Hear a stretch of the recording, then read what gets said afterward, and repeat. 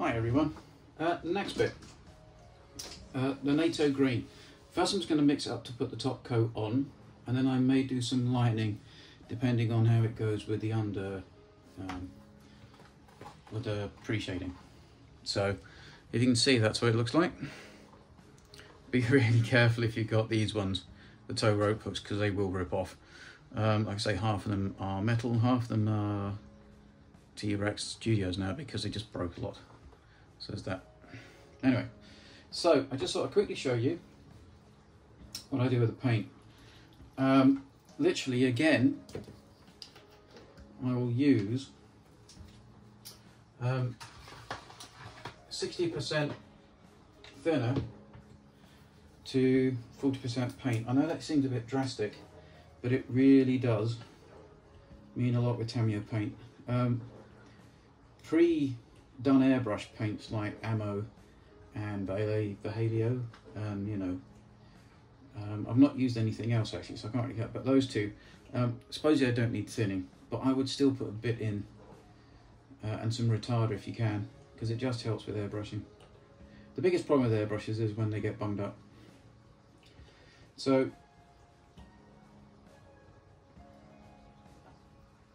make sure it's really mixed. And then I decant it into there. So that's my doorbell.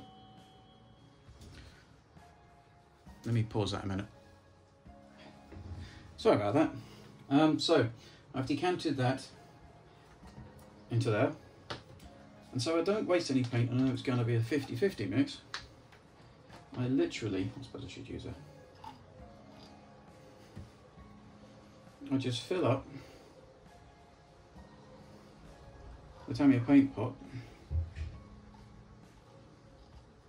to the same place the paint was.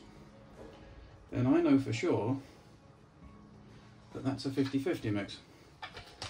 And you don't lose or waste any paint because it takes everything out of it. You clean the pot out as well, and you can use them, because you can buy these Tamiya pots for money, but what's the point if you run out of paint? You just clean them out and take the labels off and use your own. So just really shake it up.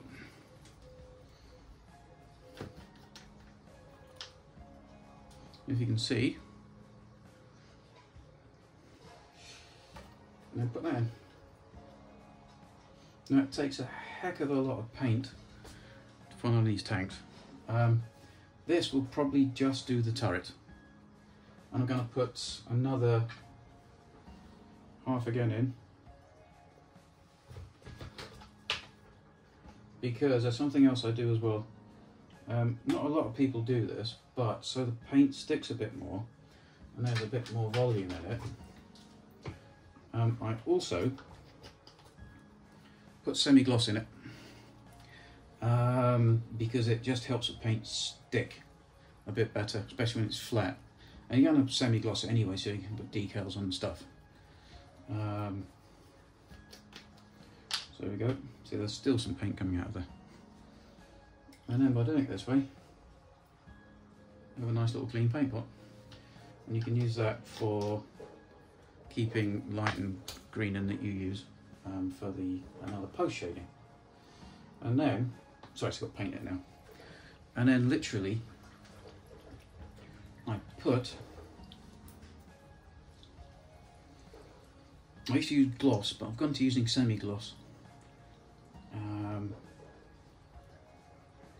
So I put about a quarter of semi-gloss paint in to help, and also Tamiya lacquer thinner with retarder.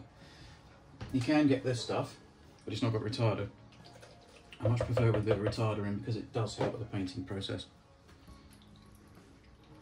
Let me just do this.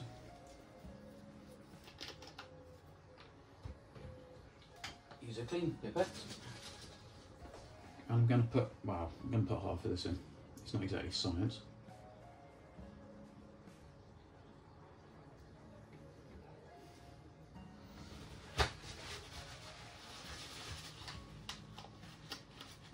And it's just Tamiya semi-gloss. And I know I go through pipettes like anything, and I know it's not very green, but you know. And then give it a good stir. I should really get a proper stir, shouldn't I, instead of using broken off cotton buds. And also, if you want paint to be transparent, but you still need body to be able to spray it, there's no problem with putting more gloss varnish in or semi-gloss, because it's still paint, isn't it? And it'll still be a carrier. If you look at Tamiya's smoke, I think it's really what it is. It's just a lot of gloss paint with a very small amount of black pigment in it. It gives you smoke.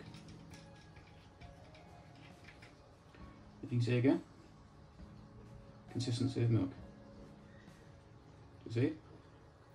I might, because I've put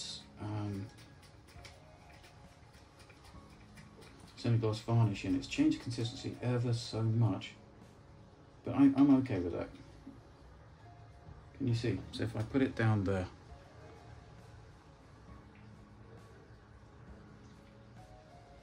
it's probably a little thick actually. It's probably a little thick, that, so I'm going to put a little teeny bit more lacquer thinner in.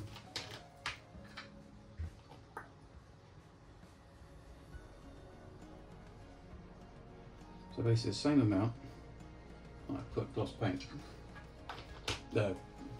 semi-gloss in. Let's do that again.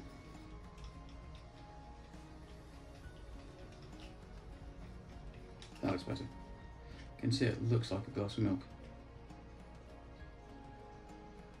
That's better. See, it runs quicker. So that should work, and with the retarder in it as well. And this should do the turret, maybe the top of the hull. I'm going to use another one of these. I've got 3 cans of green. Anyway, so that's the paint mixing. I'll stop that there. And I'll be back in a tick with paintbrush loaded up, airbrush loaded up. Hi everyone, right, back again. I'm just going to put some paint in my airbrush.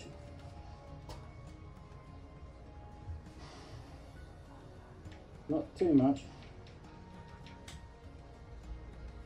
And make sure you put your lid on. There's a bit in there already, because I forgot to turn the camera off, which is a bit silly of me. Put that there. Make sure, because I like these, they've got lids on. And don't forget to put your lid on the airbrush, because I did that last time, because the worst thing to do is not splatting paint everywhere. Here's your little bit of a handy card again. Just make sure it's working. And that's working really well.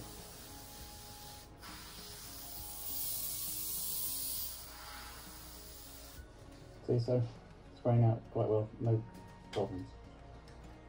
So, what you want to do, not spray too close, and light passes, because you don't want to cover up everything you've done.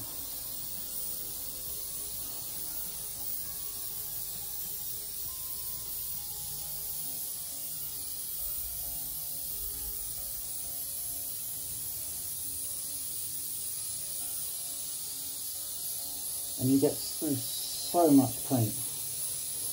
I don't think 135th Arnold modelers know the pain of painting a 1/16 tank.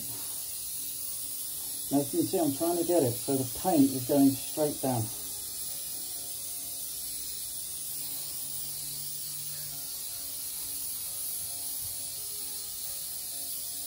As obviously you're going to have to, make sure you fill up the right area and do it in different places, and to make sure it works okay. But that's generally the idea. And I'll do post shading after that as well. I know it seems a lot, but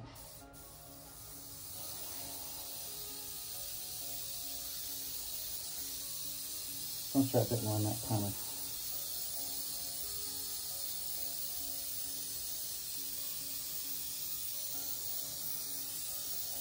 And a bit of varnish, really, with the paint retarder as well, really helps out. Let me just do the top bit, and I'll show you what I mean, and then I'll finish the rest off.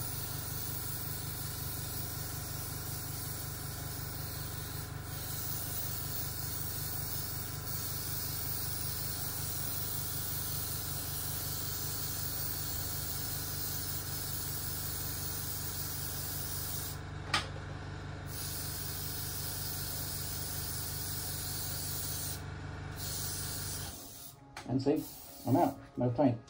So, let me just show you what we're doing. If you can see, you can still see some of the post shading, but it's not completely over the top, and that's the idea, sort of thing.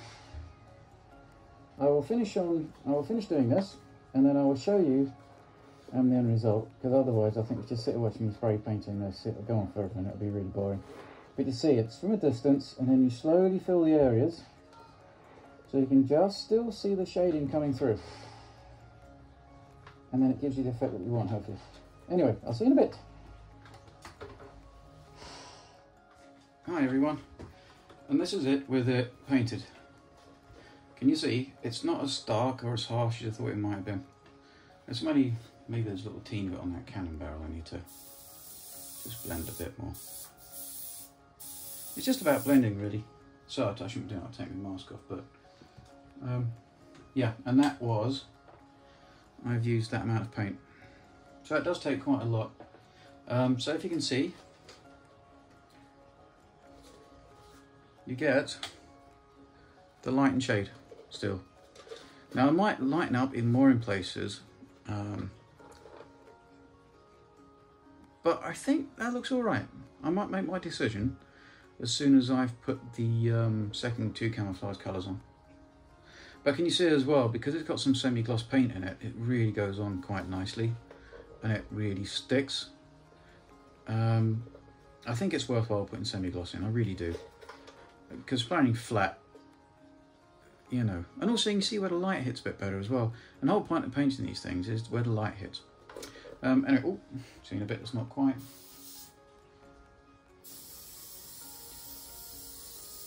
There we go.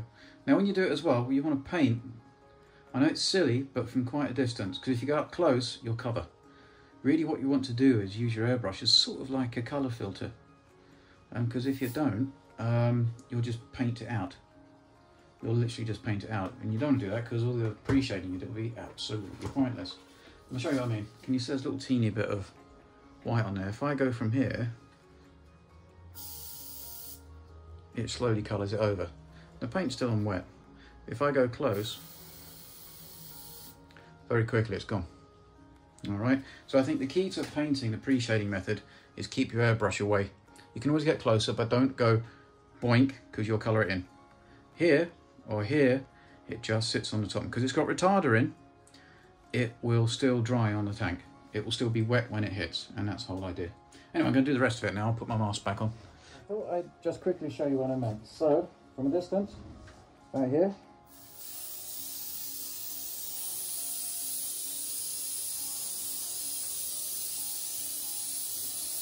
the colour's still going on, but I can see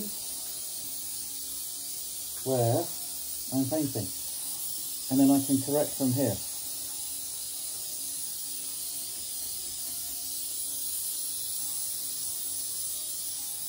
So it's apart from there. And I need to put more on here. If you can see, you can still see the white, you can still where your shading is. And it needs a bit more now, obviously, because you just want it subtle. But that's what I mean, so don't go up close. If you go up close, you cover. If you pull back a bit and you've got the paint retarder on it, it should be fine. It makes a bit of a mess, but I really need an extractor fan. Anyway, so I'll just show you the rear deck, just here. Always remember, air before paint. It won't get spit. You see the distance, I'm quite a way away, so I'm just trying to cover, and then I can control how much white I still want coming through and how much black on the edges. That's the way I've always done it. I know this isn't everybody's cup of tea, but